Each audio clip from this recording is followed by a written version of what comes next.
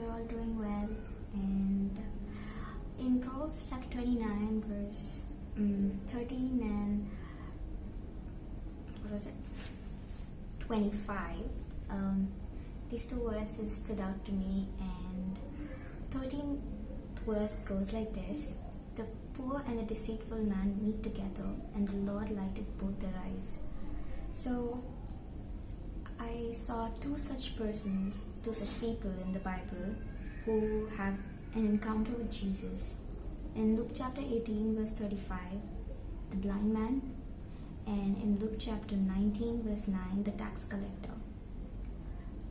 The blind man was literally the one who got his eyes opened by Jesus, and the tax collector had a change of heart, and though he was in the wrong, God saw him while he was up on the tree, and Jesus notices such people and he brings them to freedom. He brings them into a place where he restores them. And I read this phrase called Restorative Justice in a blog, and it got me thinking. And I happened to read this verse, that the Lord lighted both their eyes. It's God sees the good and the bad, and it got me thinking about the people who have oppressed me, or thinking about the people who have deceitfully, used me. And do we think about the accuser without cursing them, without judging them? Started convicting me in a way. And there's this incident that happened. So me and my friend, we were in Kanyakumari, and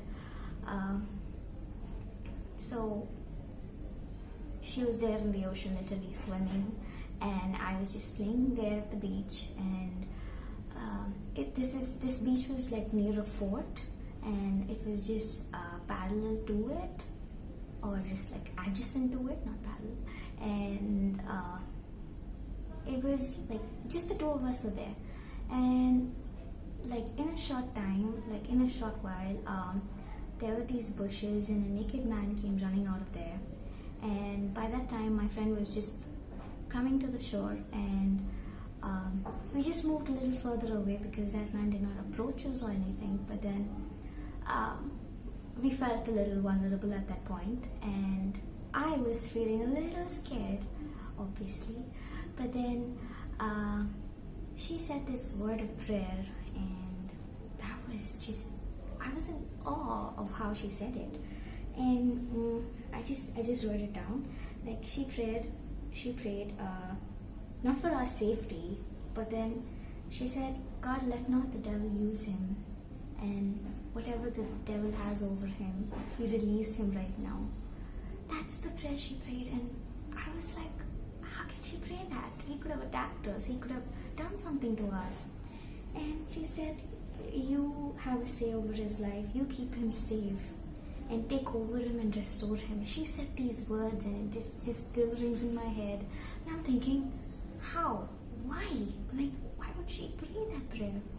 But then when this verse spoke to me and convicted me that not only do I need to pray for the accusers that have hurt me or oppressed me, but to know that God restores their life as well, and He lights both their eyes. And in Matthew chapter 5 verse 45 it says, for He maketh his sun to rise on the evil and the good, and sends rain on the just and on the unjust. This kind of blew my mind, and it got me thinking, am I actually praying for the people who oppress me physically, personally, emotionally, mentally, anywhere? And that got me thinking that they need Jesus too, just as I need Him. And am I merciful enough to forgive them? Because in the Lord's Prayer, God teaches us, Jesus teaches His disciples there, saying, forgive us as we forgive those who sin against us. So, yeah. And the next verse that got me thinking was that made me realize deep inside that I am still a person who is so full of fear. What man would think about me, what people would say about me, or whatever happens around me. I'm super conscious when I'm talking to people. And the fear of man bringeth snare, but whoso putteth his trust in the Lord shall be saved. Sorry, it's KJV. So, whoso puts his trust in the Lord shall be safe. And so, the fear of man has driven me most of my life, and that has put me through a lot of loneliness, because I don't want to be judged, or don't want to be, seen by people in a way that would put me in a place of anxiety or anything. So it aches my heart to say sometimes, and very often, I fear men and forget to trust God. And even in Proverbs, it says again, Proverbs 3 verse 5 and 6, it says, trust in the Lord with all your heart, and lean not unto your own understanding, but in all your ways acknowledge Him, and He will direct your path. And I forget what it is to trust God sometimes, and to know that He is there, right here, and to know that I don't have to fear men and feel free at heart. But yeah, so that has, most of the times, many of us have fear of men. It could be our boss, it could be our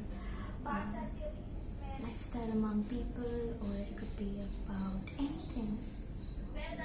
And I suffer with anxiety a lot of times, and I'm constantly thinking what people think of me, and that gets me sweating, it gets me nervous, and I forget that in vivas, in places, in relationships, in conversations, I have the constant fear of being judged. I have the constant fear of men, basically, and how they're gonna hurt me, or how it's gonna end up, and everything. So this verse stood out to me and reminded me that of all the places that I have not put my trust in God, of where all the places where I have done what I wanted to do because I feared men.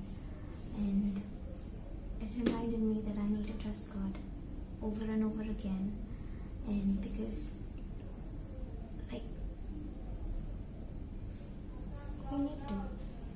And this verse again reminds me that the horse is prepared against the day of battle, but safety is of the Lord. So when a soldier is going to fight in the army, definitely there's some kind of fear within him. But then he goes out there not knowing what would be the end of him.